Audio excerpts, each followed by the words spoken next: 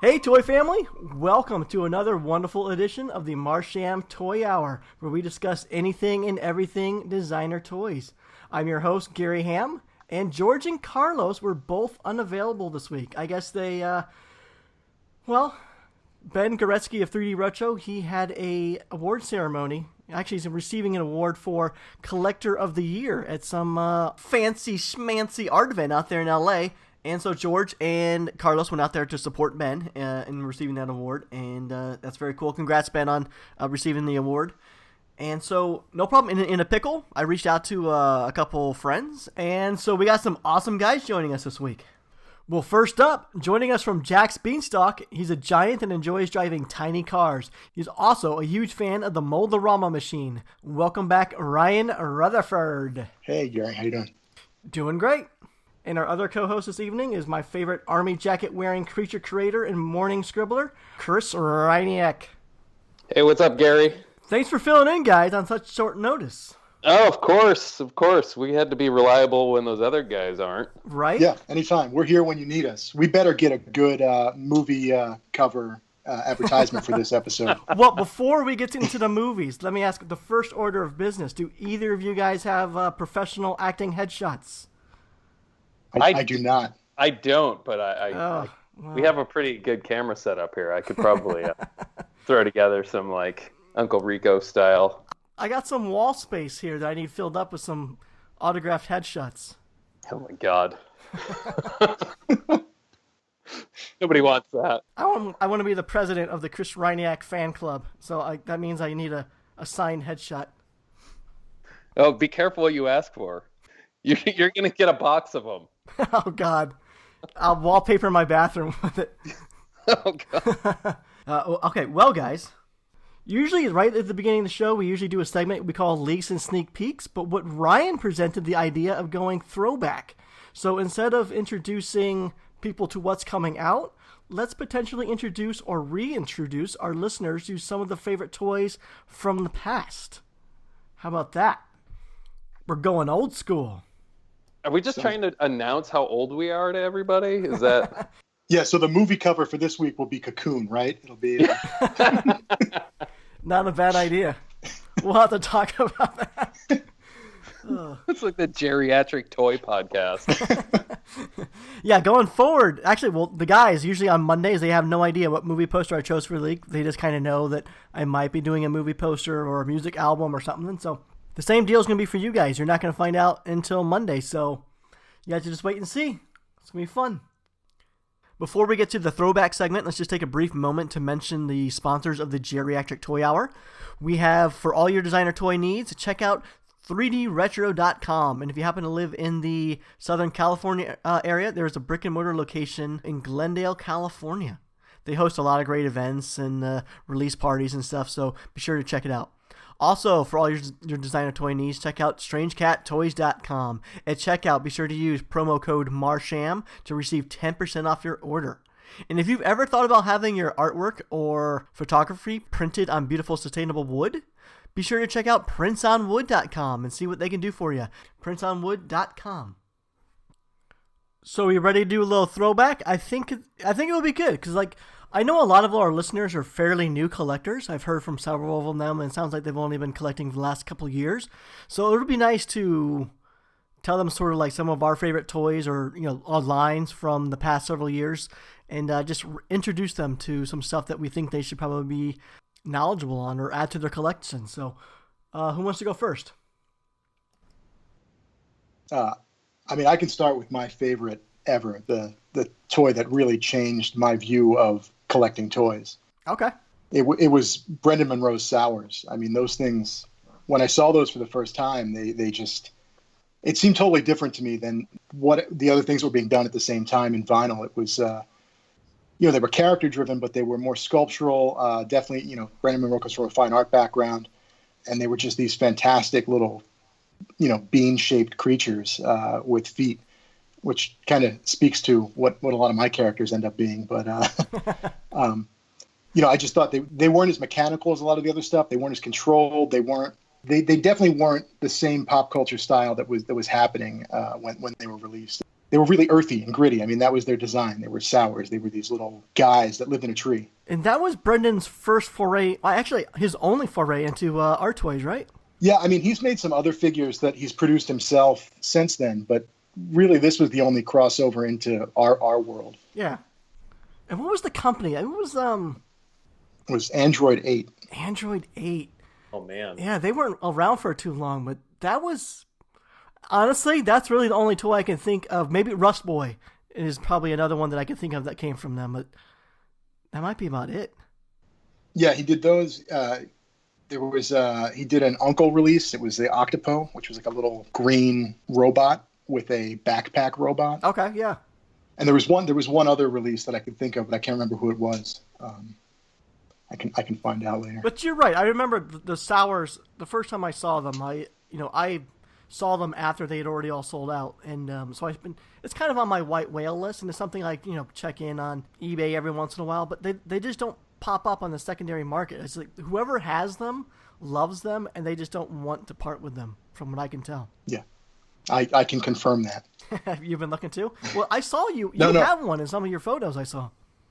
I have two complete sets and a prototype from that run. Oh, you jerk. 2 complete sets and a proto? Yeah. Come on. One is complete in the box. One is a set of paint tests. And then the other one is a raw resin prototype that I think Brendan made for the initial run. Wow. Nicely done, Ryan. Yeah. Wow. I knew Glenn Lieberman, who ran Android 8, and I did some work with him way, way, way back in the day. But do you have the one with the backpack that shoots a missile? Wait. Do you have the dissected version of that? No, I don't have the dissected version. I do have a custom shelf that I keep them on. It's just a log. I went out in my parents' backyard and I picked up a log and I cut it in half and I nailed it to my wall, and they live on it. It's fantastic. You know what? That's really fitting for them. But I can kind of visualize that. Yeah, that works well. Yeah. Yeah, those are really cool figures. I mean, they're super organic, and they were pretty indicative of what his artwork looked like at the time too. Yeah. So yeah, it was pretty good translation. Yeah. When I tried to find them online or secondary market, there wasn't many of them. I think there was 4 colorways, and I think total there was 1,000 made, and 2 colorways were an addition of 400, and the other 2 were an addition of like only 100. So there's really not that much out there. I mean, nowadays a run of 1,000, if anything, sounds like a lot, but going back to when was this released, probably like 2004-ish?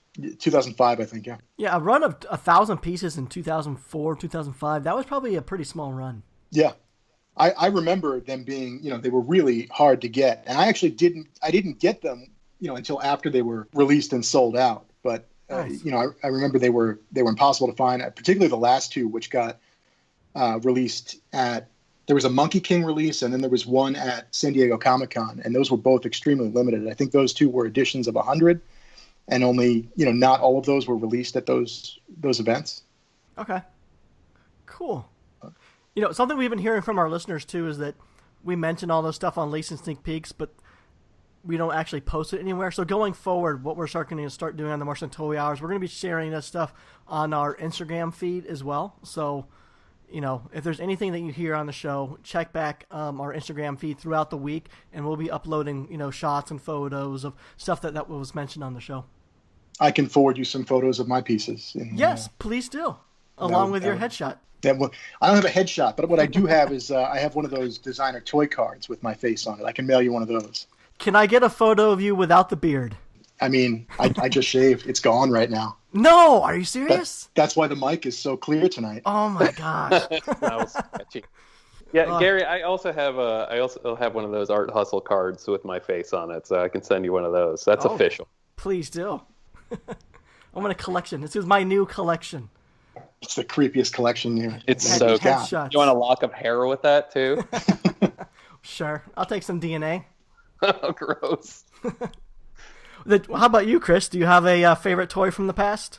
I have a few, some going way back, but the one that I remembered that I only got a couple of them, and I ended up getting the ones that, it was a blind box series, I ended up getting the ones that I really wanted was the artist Rolito put out a few series, I think blind box series, and the one that I'm thinking of it's called the French Kiss blind box series, and there was a bunch of different artists. It was, he sort of had this platform toy, and there's a bunch of different artists. I think Super Do, Yuck, Rolito, and probably like 3 or 4 other artists that the names are escaping me because they're all French, but it was this really cool little figure, like sort of a big-headed, egg-headed figure, and the heads were ABS, and they were hollow, and there was a clear area that you could pop the top of it off, and it had a little insert, like a pill shape head that you could swap out between the figures. And I just remember the figures having such small parts to them that they just seemed like they would totally break, but it was just engineered really well, because the bodies were PVC and the rest of the head was ABS, so it was really light.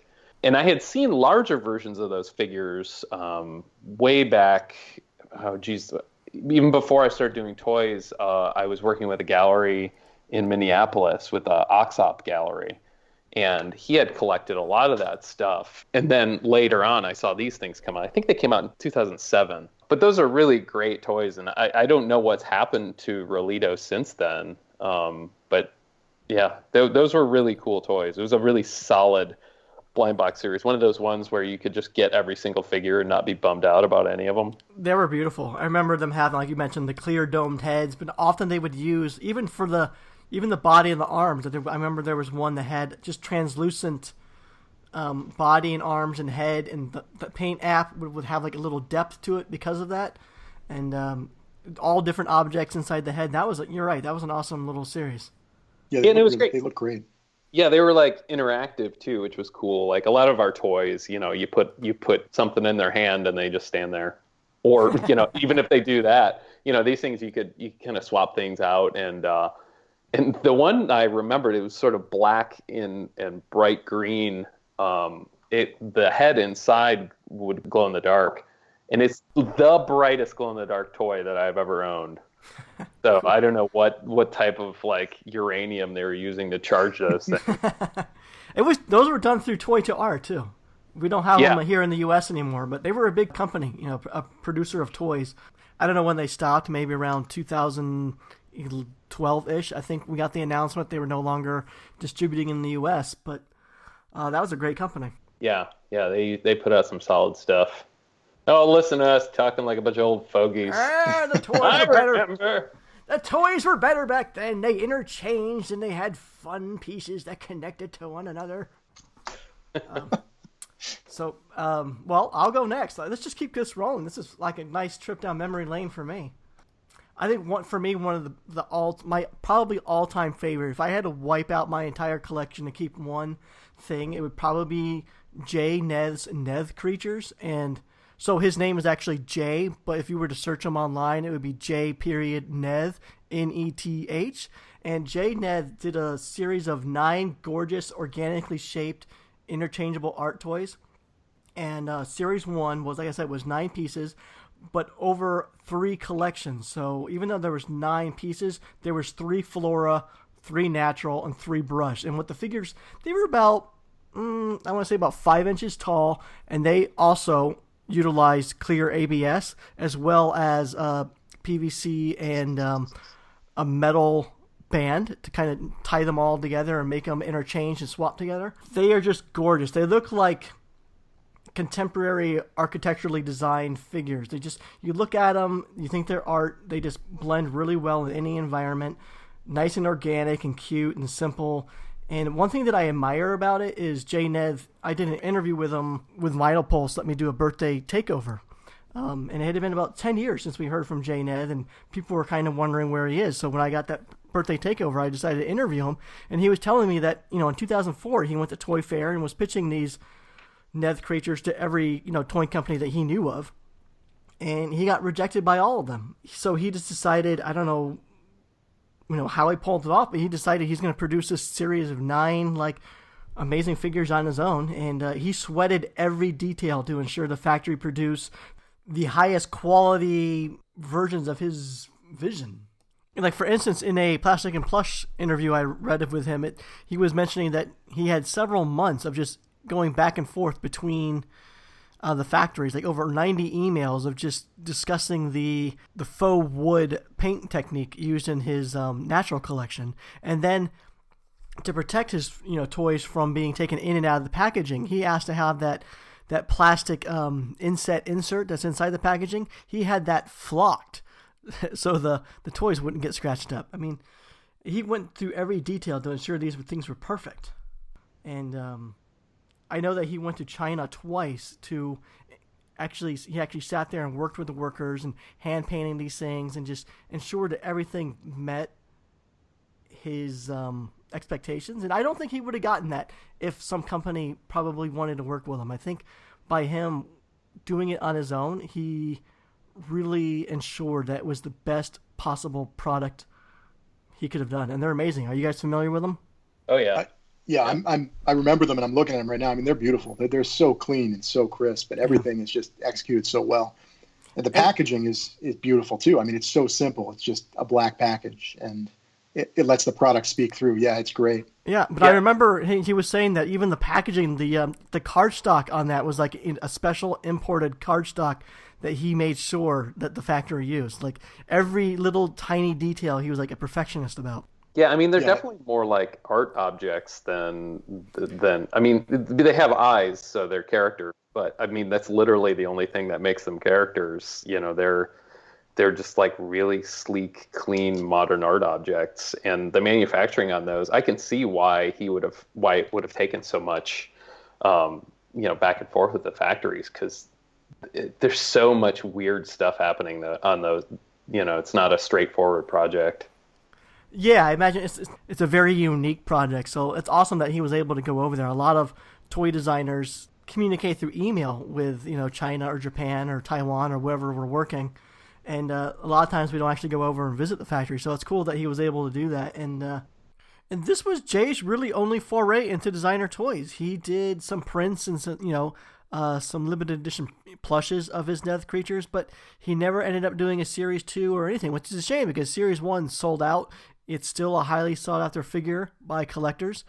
And even if you go on the secondary market, you don't find them often because the people who have them are still holding on to them, much like the Sours. So yeah, they're pretty timeless. Like they don't seem like they fit into any particular time in the designer toy world. They just they're really nice things that hold up. Yeah, there's just nothing else out there like them, and I think that's just why they're my probably absolute favorite.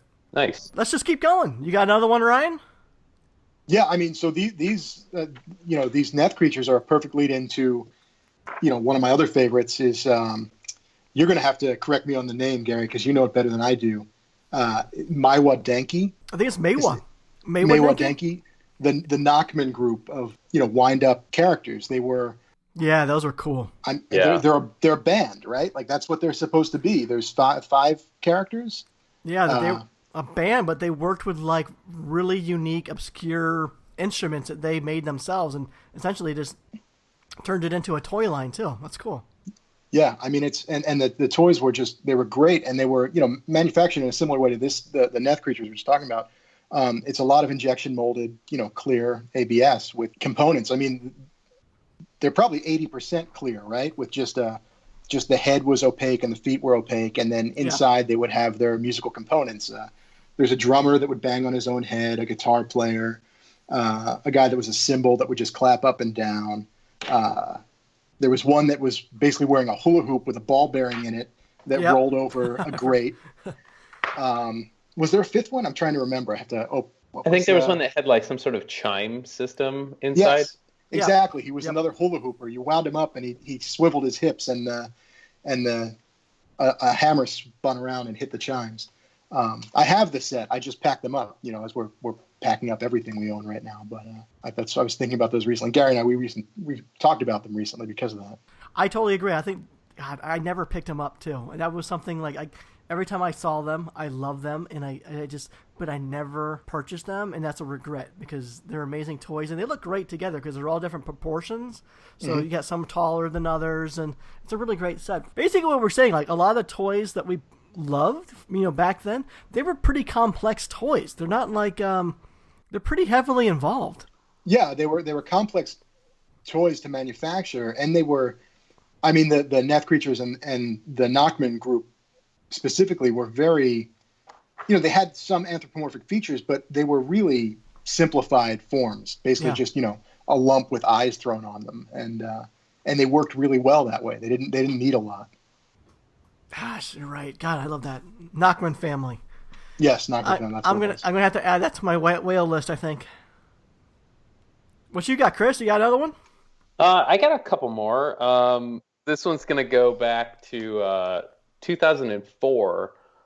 Strange Co. and Super 7 teamed up to put out a set of capsule toys that were all based on. It was all sort of lowbrow pop surrealist artists at the time, and it was the Neo Kaiju capsule toy series. And those were at the time some of the most complex toys I had seen. Not to mention the fact they were only 2 inches tall. And the ones that I think they worked with Tim Biskup, Sienna Hong, Todd and Kathy Shore, and Gary Baseman. And the one in particular that I got a few of them, but the one in particular was the Todd Shore Steampunk. And, right. I have that one. Yeah, it's the most complex, tiny little thing. And the paint application on it was beautiful. And, it had this, the body was this sort of like, steam kettle, and it had a grate that you could actually open. And, it had a bunch of fiddly little parts, and, it could only stand up one certain way, or, because it had tiny little, the tiniest toothpick little legs too. Mm-hmm. But it was interesting because they were like direct representations from paintings from these sort of lowbrow artists. And yeah, I don't know if that was the first time we were starting to see that. We were starting to see that those designers start to make toys. But, Tim Biskup had been a mainstay in the, he was sort of one of the godfathers, in this scene anyway. But yeah, it was a pretty awesome series. Oh, I totally agree. I remember I had the Treebird one by Kathy Shore. I have no idea where it is today, though. And, but yeah, I don't know if it was the first time that was happening, with the pop surrealist artists doing toys either, but I do remember some of the artists were doing capsule toys in the early 2000s. Like I remember Tim Biskup and Jim Woodring. Yeah. But I think the Neo Kaiju ones, like they weren't like gachapon capsules. I remember they came like in an egg. Those were more like almost blind box series, so they didn't actually come out of a gachapon machine, but they were sold in a box set. But yeah, I think that was like, you go back and look at the names that were in that series, like they're really well-known, like fine artists. It's like, today, like a lot of people might design 1 or 2 toys, and they're just, did a really nice character design that want to see toys. But back then, it seemed like a lot of the toys were based off of the artwork and painting that already pre-existed. Right.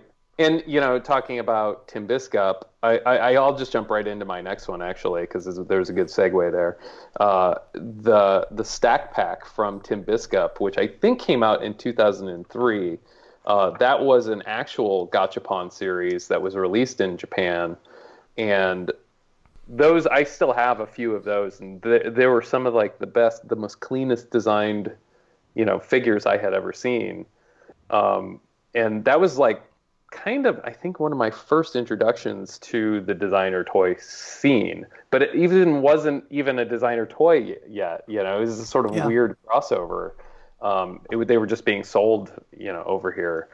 But it's interesting when in Japan, I mean, those gachapon machines are everywhere, and that culture had been in place, long before designer toys ever became a thing. Right.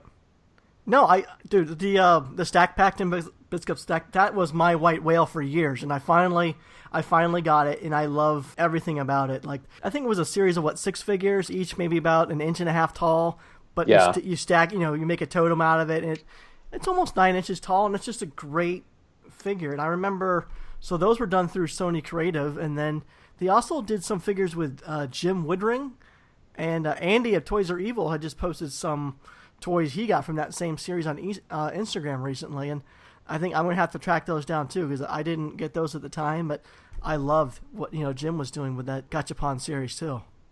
Oh yeah, those are like all his things were like these super fantastical creatures. Yeah, and, yeah. They're 18 million colors. Yeah, at the time I didn't have an appreciation for it, but like that's something now I can look at, and it just wows me when I see it. And yeah. And speaking of these little like kind of like Gotcha series play sets, do you guys remember Vivisect, the Vivisect play set that Strange Co. also did? Yeah, so I think that was could have been like another Gachapon series, but instead they went blind box with it. It was done by Strange Co.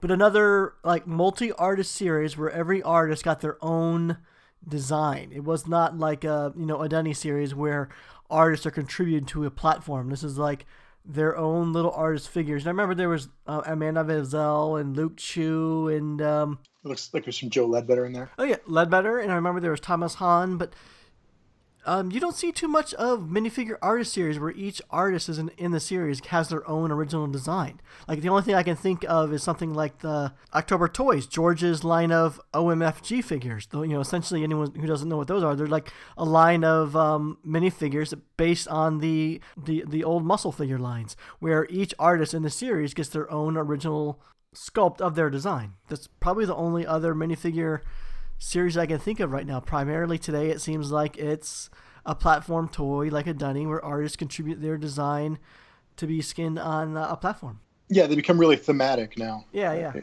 Yeah, I like the idea that that Vivisect playset and also the Neo Kaiju were every artist had their individual shape toy. Yeah. It's a lot of money and tooling, but I don't know. I think getting that many heavy hitters into a series, you're gonna kind of hedge your bets about sales. Yeah, maybe that's one reason Strange Co's no longer around, because Strange Co has probably had a big hand in a lot of the toys that we mentioned. They were part of the Neo Kaiju, the Vivisect, and another one that I love, the Friends with You, Wishes Come True blind box series. Do you guys? Mm-hmm. I think they look like kid toys, but they weren't kid toys. I think they appeal to all ages. But yeah, I mean, essentially when at first look, you're going to probably think that they're kids' toys. They look like the little wobble toys or rattles you would see in a baby's room or something like that. But on the packaging, it said that they were not for, ages under 2. They actually had little bells in them too, didn't they? Yeah, they had like sand and I think bells or anything that when you moved them or shook them, they made some noise. Yeah, they're real cute. And I think definitely add that to your list of something to go back and look for, because the Friends with You, the Wish Come True blind box series, that was awesome. I think they look amazing as a set. I have some old. I mean, those guys were there from the beginning too. Yeah, I have some old. I think I have a vinyl Malfi, like the stuffed vinyl ones, mm-hmm. And it was the pink one. I got it from Comic-Con, and that's naked Malfi. Yeah, that's the one. And I think I had just met those guys that year, and. No, I had met them earlier because I was doing shows down in Miami for Art Basel before I before I got into toys. I was doing a lot of painting, and I met those guys earlier. And boy, those guys are like the most like lovey-dovey, huggingest guys I ever met in my life. So if you ever follow them on Twitter, it's always like nothing but feel good, hippy dippy stuff, and they mean it. They come by it honestly. So. I like what they stand for, and I've always thought their work was super weird, and now they're just like they're huge now. Yeah, they've done like landscapes and playgrounds with the same characters and the same shapes, which is amazing that they work in like this tiny scale of a blind box set, and then essentially a theme park. Yeah. It's really great. Yeah, one year at Art Basel, they had a bounce house that was like. It was inside one of the hoity-toity art fairs, and here's this giant bounce house with a big smiley face on it. Mm-hmm. And then they had another room that was essentially filled with giant inflatable balls with like the faces of their characters on them. And you could just go in there and like beat the shit out of each other with these giant inflatable balls.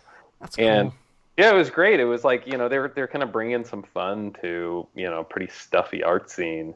And it's a shame they don't make more toys. I wish they would, but Strange Co's no longer in business.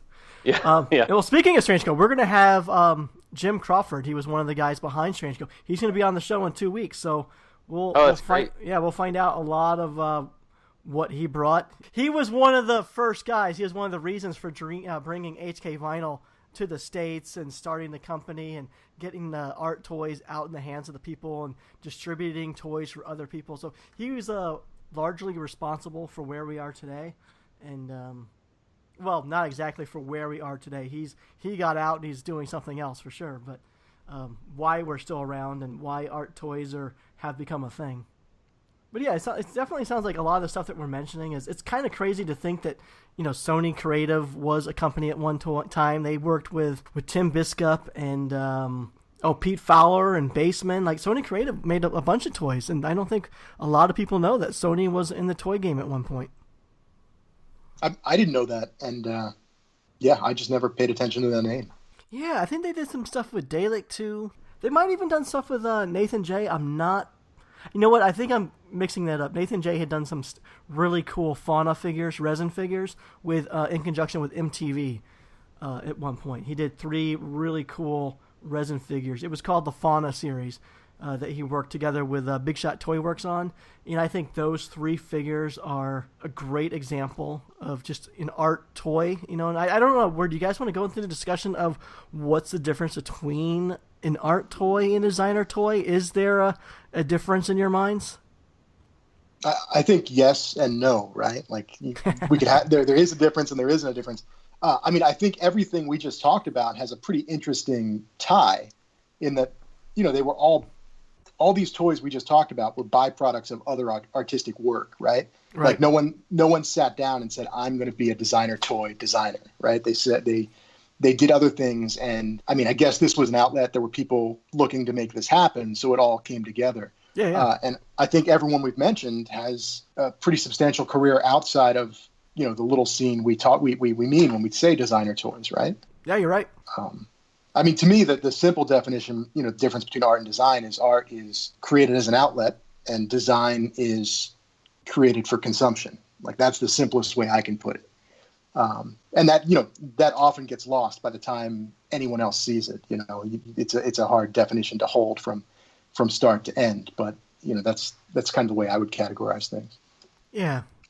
But every once in a while, there's just something that pops up on a toy blog or something. And a lot of it just looks like a really great character design toy. And then every once in a while, something else pops up. I'm like, wow, that's art. Like what J. Rue has done with the Dunny platform. You look at that, and it just screams art. Like you would see that in a gallery or a fine artist collection somewhere. Like that would fit in with that world, don't you think? Yeah, I think stylistically and the materials that he's mimicking, that's exactly what they're a reference to. And I would say that makes it more design because I also know Jesse and I know how he thinks. And like, I think it was a very cerebral process for him versus it just kind of happening in an artistic way. You know what I mean? Like, I'm not saying it's not art, but I think to me, it was intended as a specific thing from the start, which makes it design, right? It's a tough topic because when you bring it up, you always get the person like everything is created from art, everything's art. But but we all do visualize things differently. Like I look at a lot of my toys in my collection and I see, okay, it's a cartoon character.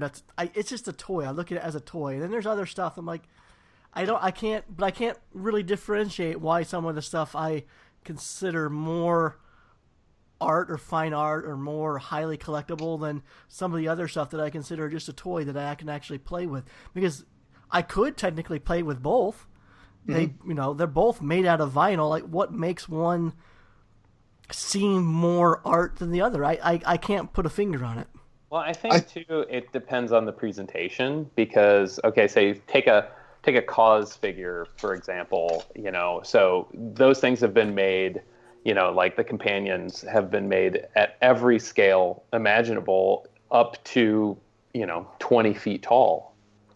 So, if you're looking at a steel figure of a cause piece, that's 20 feet tall. Clearly it's extraordinary. It's the same design, but it's not made for mass consumption. So, the thing is, it could be argued that all of these things are collectibles, not necessarily toys. I mean, the toy just happens to be what the medium is. And I think it's all about the presentation. You could take one of your characters, Gary, and make it 20 feet tall, and then it turns into something different.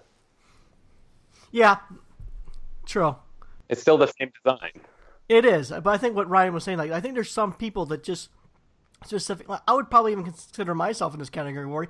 I have no dreams or aspirations to be the next great gallery, fine artist. It just doesn't interest me. But for other people it does. But for me, like, I want to design for essentially toys, or you guys know I kind of do a little bit of like furniture or shelving design and whatnot too. But I don't have aspirations of becoming like a fine artist. So it's like, I don't know where I'm going with that. But that's I think a lot of people, like we were discussing earlier with the throwback segment, is a lot of them, like Ryan was saying, a lot of them came from a background. A lot of their toys existed already in their paintings and art, and were characters that came from that. But I think I agree with you, Chris, too. Like, it's all about presentation too. If you show something in a gallery setting or an exhibit or something like that, it does sort of change the outlook and appearance of what that object is. Yeah, right. I mean, that's Duchamp. Like, that was our mud, the urinal in a gallery, right? Like, that was the idea. Like, the context is everything, right? Yeah. Yeah, and I mean, I think a lot of the reasons why, I mean, I can't speak for everybody, but I can speak for myself, is, when I make multiples, whether it's resin or vinyl or ABS or whatever material I'm using, I'm doing that. It's a piece of merchandise that represents my art, and it's the whole point of it is to allow people that might be fans of my work to as many of them to be able to actually acquire something. So it's also the intent too. That's my intent. My intent is to not I came from the fine art world, and there's a lot of alienation happening there. There's one piece of art, and only one person can acquire it unless you make prints or whatever. And and also toys are fun. Like I collected toys when I was a kid, and I still collect some toys, and so I don't know. I think it's just it could be an extension of your art, or it could just be purely toys. I don't think it really matters. No, I think only pretentious jerks have this conversation. I know. It's such a subjective matter. Like, it really depends, everyone's views something differently. So what I let my kids play with is someone else's, like, oh my God, what are you doing? Like, that's you can't let a 2-year-old play with that. So it's but no, I totally agree with what you're saying. It's nice that artists are able to mass produce a degree of their art and get it into everyone's hands. I think that's great. Do you guys remember? Oh, I should have mentioned this in Throwback. One of the greatest pieces of all time. Do you guys remember the RJ-K5 Astro Fresh basketball droid? That is my favorite piece ever. How could I forget? Okay, for anyone who, oh God, I don't even know how to describe it. Okay, well, it's a basketball. It's an R2-D2 skinned basketball is what it is. And for some reason, I can't believe it's even associated with Kid Robot. But back in 2012, they worked with an artist. I guess he's a popular New York artist, JK5. And so I think it was maybe the only time that Kid Robot, actually worked in resin or did a resin production. But they did 2 colorways of this, what I find is a ridiculous R2-D2 skinned basketball on like the most ugly sci-fi looking base. That's something I send to people like as a joke, like maybe once or every couple of years, just to kind of remind them that this thing exists out there. And I don't know. I think for me that was like a jump the shark moment. I just couldn't even believe that was made. It could be the joke's on me. Maybe they sold out of every single one, and maybe I just don't understand it. But man, mind-boggling. I don't think they sold out. I mean, I could be wrong, but I kind of remember there being a lot of complaint and a lot of trash talking about what a silly thing it was. I think this is one of those dangerous areas too, where art is subjective, and so is toy collecting. And I think we're all in agreement that this is definitely not for us. Yeah. Like, it was aimed at somebody, but it wasn't us. Gary, can you give us that acronym one more time? RJK5, and I'm just gonna say it is not the droid I was looking for. But I think that happens at times. There's been plenty of stuff that we've all looked at and scratched our heads and go, "Who the hell is buying that?" And there's been some hard eye roll moments in the designer toy scene over the years. That's one of the best things too. I remember one year at San Diego Comic-Con, Scott Tollison and I, we kind of had this thing where we would just each go out and find something that we like, and then we would bring it back to the booth. And I went out and I bought it was a bear holding a rifle. It was done by Rocket World. It was like the IWG line. I don't remember what it stood for, but it was something about animals fighting against humanity or something. And he went out and bought a cussing bear. And we both looked at what each other had bought, and we just laughed at each other because we're like, I can't believe you paid that much for that thing. And that's just... And we were each laughing at each other. Like, I love that gun-toting bear, and he liked that, that cussing bear or whatever it was, and it was hilarious. And that's kind of like how designer toys are. It's like something appeals to everybody, and it's just that you can't really judge people for what they like and what they collect. Yeah, think about like the amount of movies that are made every year, and how many of them are just utter trash. And they got greenlit. Like, it had to go through committees, and had to go across somebody's desk, and they had to say, "Yeah, run with it, kid." And the same thing with toys. Like, toys cost a lot of money to produce. We all know this. And for somebody to be like, "Yeah, I'm going to put all my money into this," and I think that's the biggest. Those are some of the most head scratching ones that are produced, are the ones that somebody has never put out a toy before. And they just dump all this money into the one design that they're banking on, and nobody in their family had the heart to tell them not to. Yeah, I'm that guy. I talk a lot of people out of things. That's good. Oh, good. You're the parent that speaks up and doesn't let their kid embarrass themselves on American Idol. You spoke up and you stopped a travesty from happening. Yeah, it's a tough job sometimes. It's tough, especially when I see a lot of people wanting to. They think they've created the next great, DIY figure. And you look at it and, maybe somewhere down the line, maybe I'm wrong. Maybe it is a great, do-it-yourself figure. But I see a lot of these things pop up, and I'm just like, no, that's just not going to do well. It looks, it looks like a kangaroo. It's you can't build off of that. It's already a kangaroo. People aren't going to want to customize, I think DIY toys, what's so great about the money and the dunny and stuff, it's kind of an obscure figure. It's not, you don't look at it and know instantly what it is. You can kind of add your own thing to it and make it your own without it screaming an elephant or a rhinoceros or whatever some of these other DIY platforms are. Right. And to tie this to the throwback conversation, I didn't think any of the Dude Box platforms were terrible. No. I think they were just a case of wrong place, wrong time. Too much, too fast. Yeah. Too much, too fast. Yeah.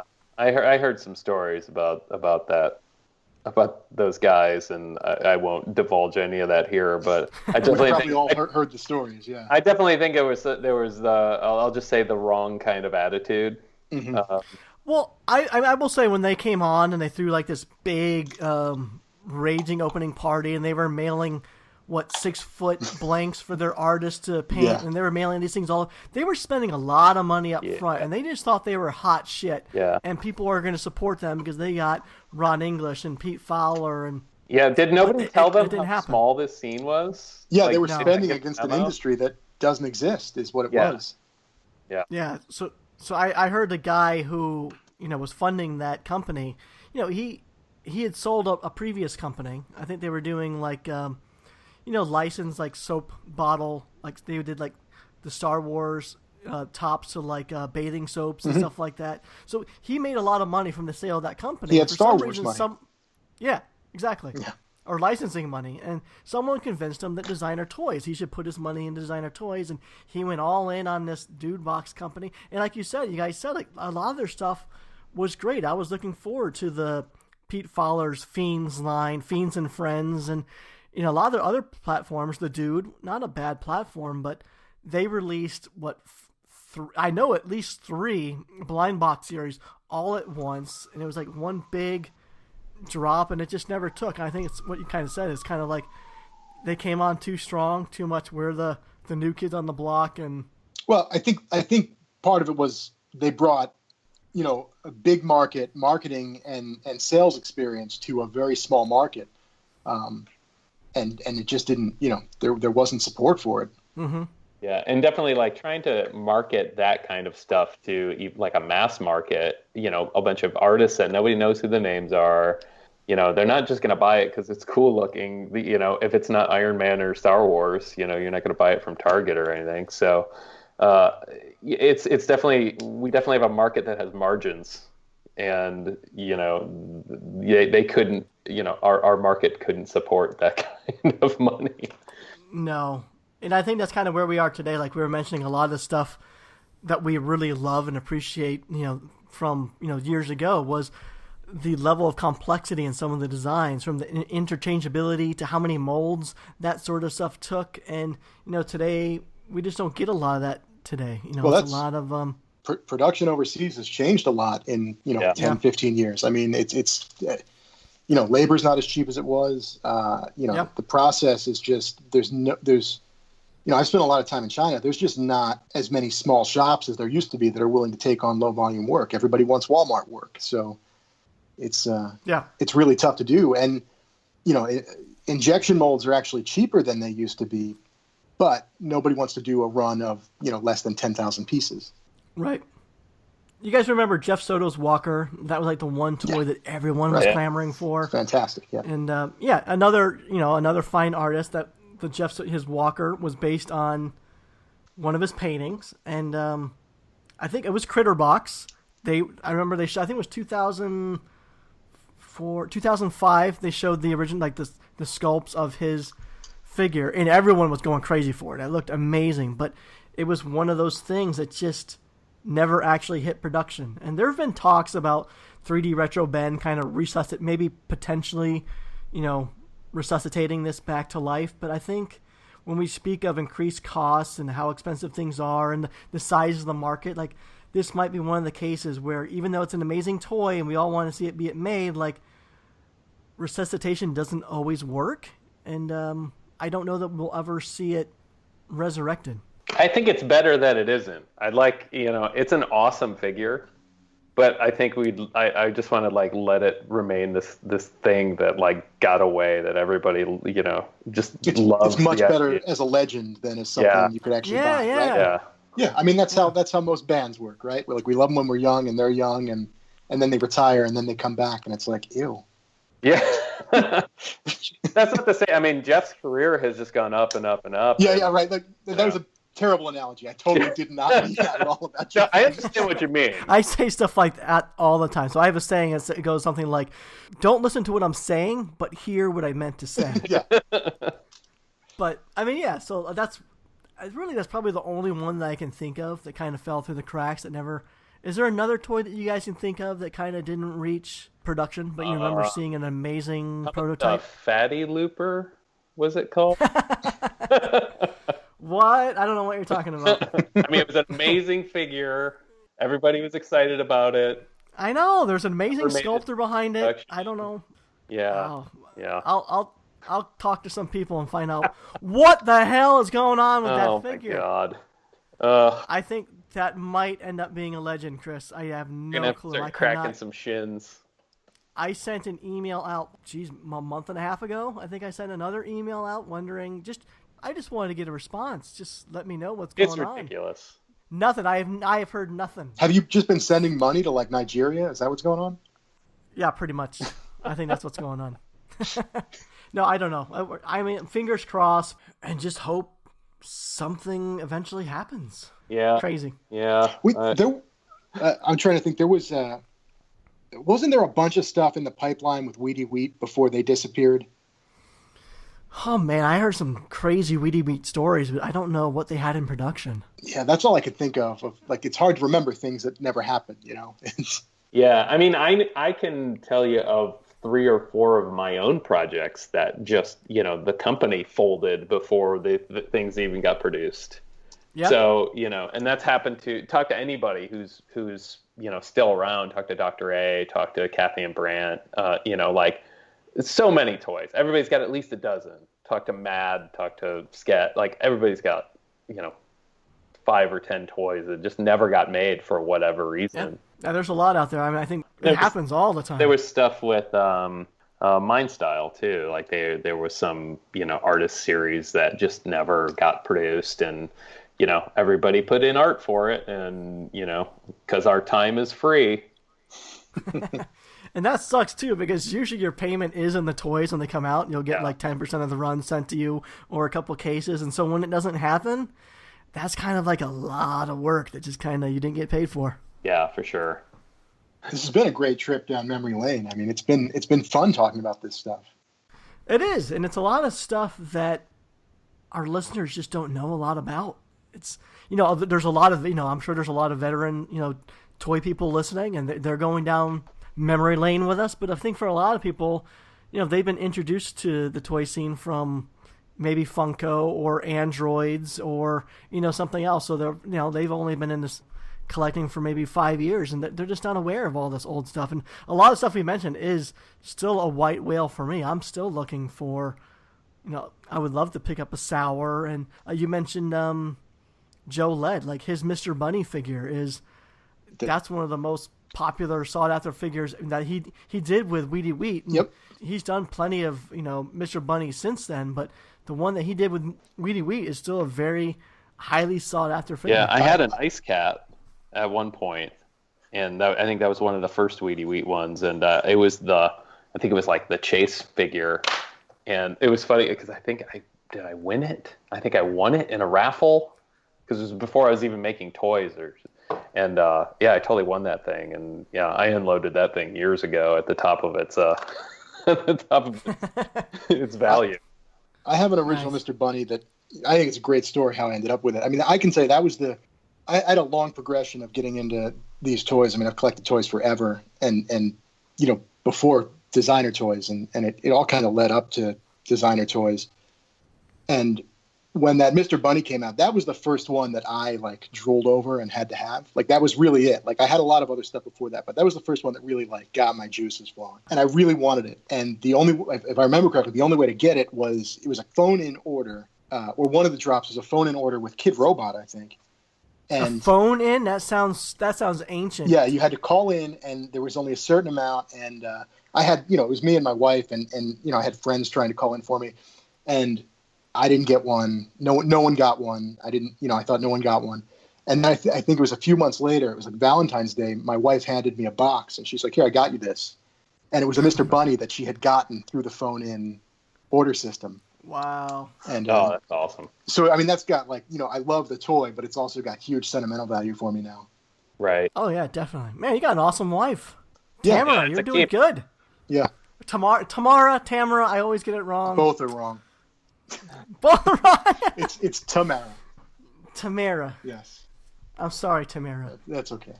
I'm terrible with names. She hears it all the time. You guys ever seen that skit? I think I shared it once on Facebook. Is Key and Peele skit where the guy's like a substitute teacher and he's trying to announce the names of the students in the class.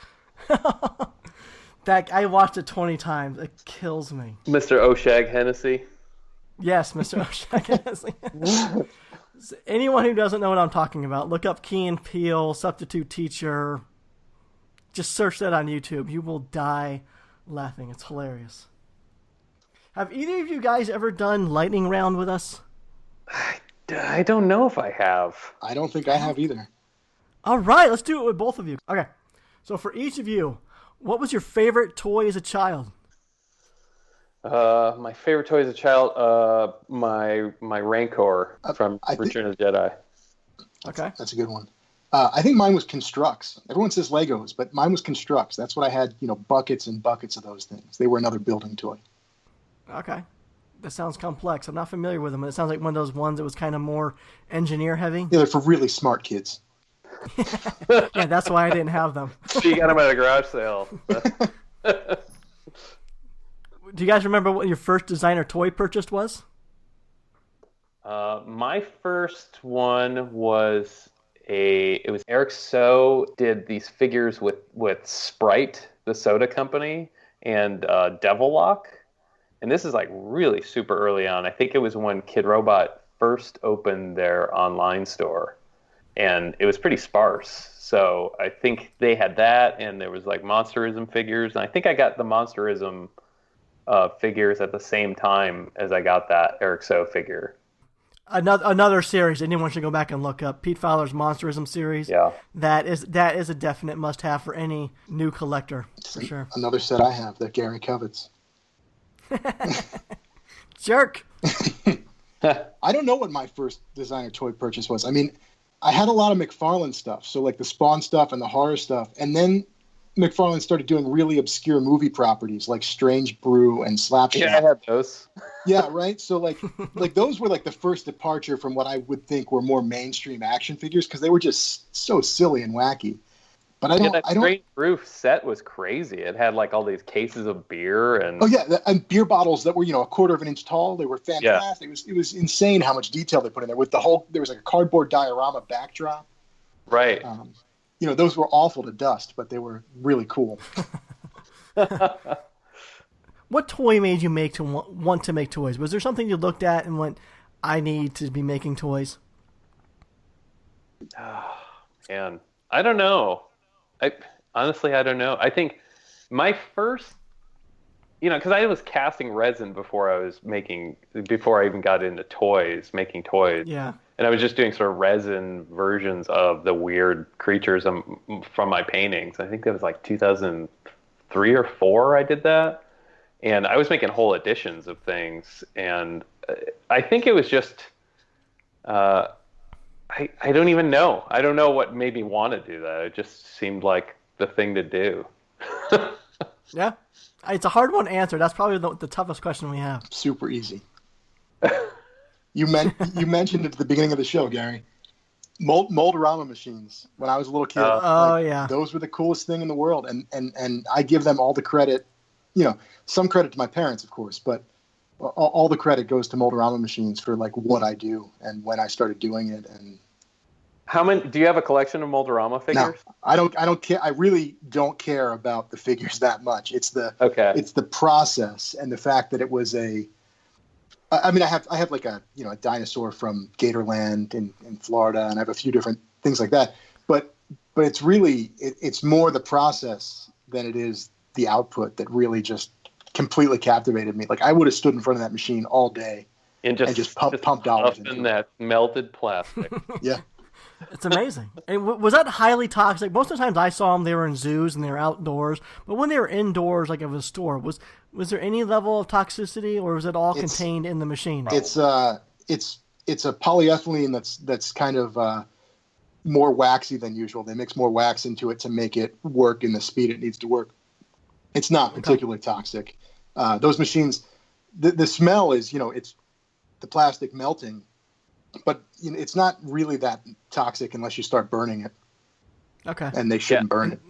I have a collection of. I collect like presidential busts, and I have a collection of Abe Lincoln busts that I've gotten from several museums from Mold-orama machines. So I have a bunch of different colors of them, and I think I have a Wienermobile, and I think I also have a Brontosaurus somewhere floating around here. But yeah, those things are definitely like. Yeah, it's like a glimpse into the toy making process. Mm-hmm. It's great. Do you ever think about buying one, Ryan, or no? So I've tried. I've followed auctions and gone to auctions to buy them. Yeah, I want one, and once I have space, I'll have one. Cool. Yeah, that's awesome. Do Whitney and Kirby still have one? I'm not sure. I'm not sure if they still have theirs or not. Do they break down a lot or something? Is it expensive? Is it an expensive machine to keep and maintain? The tooling is relatively expensive, and I mean maintenance is the same as any industrial machine. It's probably if you know what you're doing, it's not hard. But if you don't know what you're doing, then you need a tech, which gets expensive. Right. Yeah, there's probably not a whole lot of Moldorama text floating around. No, there's actually there's a fantastic story with those machines and the family that made them. There's actually like a rift in the family, and the family split, and they both claim that they own the Moldorama property, and I think they still service them and make sort of new machines now. I'm not sure what the status is these days, but Well, if nobody knows what they are, there is a website dedicated to all the different Moldorama figures and where you can get them from. right, yeah, they've got a map, right? Yeah, I'm not sure what the URL is, but if you just look up Moldorama, you'll find the website. Is it moldorama.com? It might be. That sounds pretty legit. All right, guys, let's go to the next question. Is there a toy that you wish you had a hand in? Oh boy, Ryan, you can go first on this one. No, yeah, I don't. You're not jealous? You're not jealous of any toy line out there? No, I don't know. I don't. I mean, I think there's a lot of great stuff, and I appreciate it because I didn't do it. I'm not really. You're not a grass is greener kind of guy? Grass on the other side of the street is greener? No. I'm a dig up the grass and plant sand kind of guy. Yeah, I don't think I can think of. I mean, when I see something that somebody else has made that's really awesome, I'm just stoked for them and stoked for myself that I can get it. Yeah. You know? Yeah. And I've been lucky enough to been part of some really awesome projects. So I don't know. I don't know. I mean, every single thing that Mutant Vinyl Hardcore does, I wish I made. Well, that's quite the advertisement for him. Well, nice. His stuff is just it's so diametrically different from what I do. I mean, it's so gnarly and so like what I would have loved when I was collecting He-Man figures, and I know he's coming from the same place, and I think it's one of those things like in a different reality I'd be creating stuff like that. But again, it's not out of jealousy. It's just out of like those are really awesome. Yeah, I gotcha. Okay, what's your current favorite toy, do you think? Oh, geez. My current favorite toy. Boy. Man, I don't know. I don't have a lot of toys out, but I think. Ryan, what about you? Yeah, I mean, I think it's. You're going to ask me about when the house burns down later, right? Maybe. So for now, I'm just going to go with with any one of the sours. I mean, those things hold up for me. Those are, if I could only display one thing, it would probably be one of those. Okay.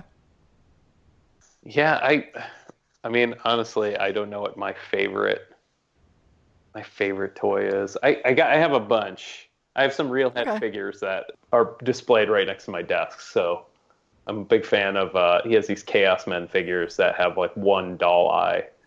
That I'm a big fan of. I'm pretty sure the answer was Amanda Louise Spade for you, but I don't know. That's too easy. All right, guys, tough question. Favorite Patrick Dempsey film? Patrick Dempsey? No, it's not Patrick Dempsey. Favorite Patrick Swayze film? Is that what you're going to say? Yeah, I said Patrick Dempsey, and let's not go to... The only movie I can think of that he was in was Can't Buy Me Love. Great movie. Check it out. But let's go to Patrick Swayze instead. Favorite Patrick Swayze film? Point Break. Right. Yeah, so good one. Yeah. So the only alternative to Point Break is Roadhouse, right? Or Dirty Dancing. Come on. Oh, no one puts Baby in the corner. Come on. No, I think Roadhouse definitely. It's a good one. Both good. There's really no wrong Patrick Swayze movie. I don't think so. All right, is there a white whale toy out there that you guys are still trying to procure? I don't have any Cause figures. Actually, that's not true. I have a Cause bank. It's this cat bank. But I always wanted the crossover he did with the companion with Robert Lazzarini. It's the one that sort of looks like Robert Lazzarini is this fine art sculptor who he takes real life objects and skews them. Okay. And, he'll make a sculpture of a skull, like a very realistic skull that basically looks like it's skewed in Photoshop, but it exists in real life. And he did this thing with the Cause Companion that basically looks like, a sort of a wavy image. And those things were super rare. And I just was never able to get one. And one other piece was the Margaret Kilgallen piece, that there was a whole series of those done really, really early on. And I just really loved that piece. It was the female figure. And I don't know what it's called because it came out so long ago, but yeah, those are the two. Okay. What about you, Ryan? I mean, there's some things that, I haven't tried to get them, so I have no idea if they're not available or what, but there was, I think it was 3 separate busts, small busts by an artist named Kinsey. Dave Kinsey. Yeah. Yeah, those gray ones? Yeah. I always thought they were great, and I never bought them, and I have never looked for them, so I don't know if they're impossible to find, but it's one of the few things I think about that, I should have got that. Yeah, that was pretty early on, too. Yeah, definitely. Those were, a long time ago. All right, guys. You know how I was mentioning that me and Scott walked around the convention center and we were kind of laughing at each other what we bought and why we paid that much for it? Is there anything that you currently own that the average person would laugh at you and ask you paid what for what? That's my whole life.